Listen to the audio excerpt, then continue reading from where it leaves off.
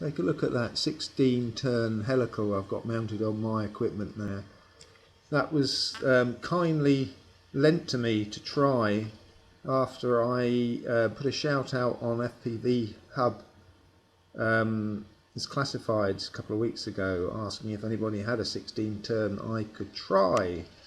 Anyway, Tommy D from the group, who is involved with the development of the ProTrack RSSI antenna tracker, very kindly sent me one to try, and this is it.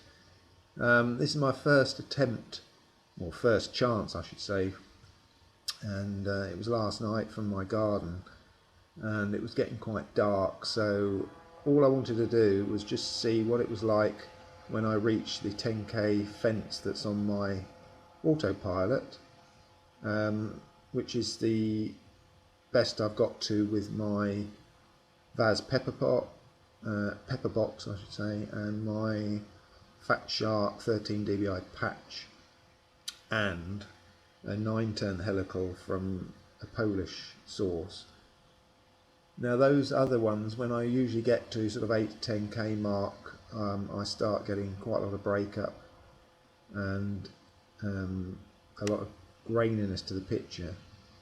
So you'll see I've sped this up obviously to make it less boring, but when I get out beyond that last island, I'm very close to the 10k mark, and the picture actually was pretty damn good.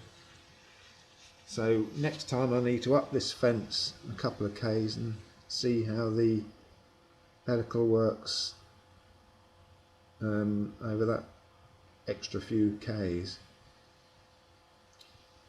My FreeSky 2.4, which is standard, there's no boosting concern, is pretty damn reliable actually out to this sort of mark, and I think a lot of it is the fact that I live in a very rural area, of course, so you know, it's very difficult doing narration because sometimes you're looking at the picture and you get absorbed by it and forget what you're going to say. I think I'll just shut up a minute until we get to the point at which we're going to return to home.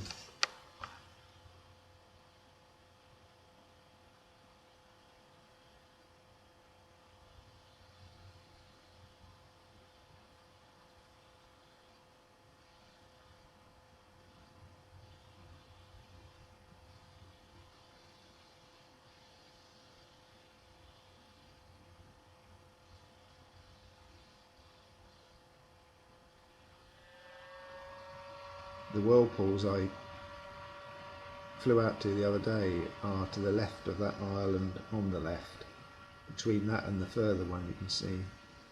So we've yet to go out and have another go and see if we can record those at their very worst, which should be a bit of fun. But we have to wait for spring tides and potentially some decent wind as well. Right, this is about where it goes into return to home. There we go. No, I'm sorry, it hasn't yet. It's still going.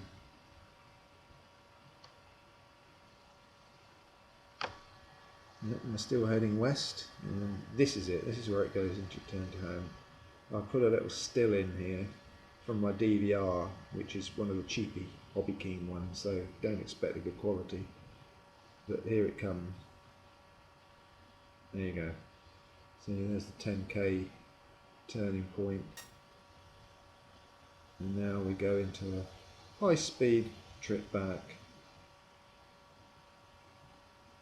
It's all well and good heading out over this sort of water, but it doesn't half make your heart race when you think your pride and joy and all your, your shekels are tied up in just a bit of foam that if it fell out of the sky, you wouldn't stand an earthly getting it back, particularly out there.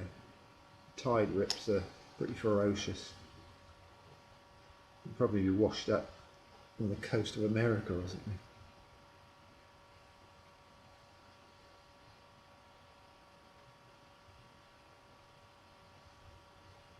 So fortunately we do have a little bit of a tailwind but very little, as you may see from those wind turbines down there. They're pretty static.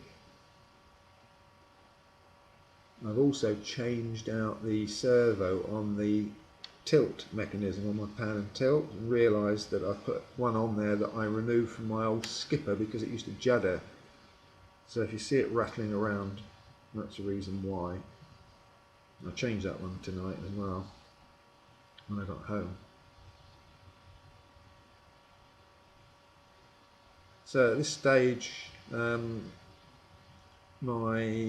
Multistar 5203S, which is in parallel with a Zippy 2200, is about 2/3 depleted.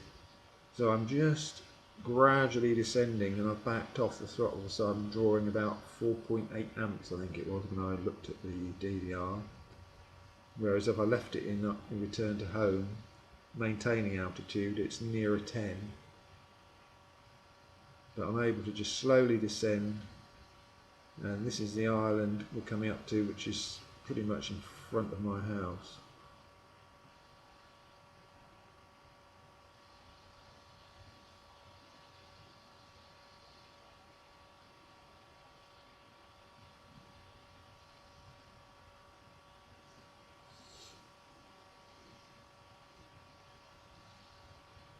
I must say it's quite a treat to be able to land in your own, well, virtually in your own back garden. There's usually so much in the way of livestock in this field that it's a no-no, but for some reason the stables just down there, they've kept the horses and stuff out of it for the last couple of weeks. I think they're trying to get the grass to recover, so hey-oh, I've got myself a nice local landing strip, which is a lot better than my usual having to land in sort of waist-high bog.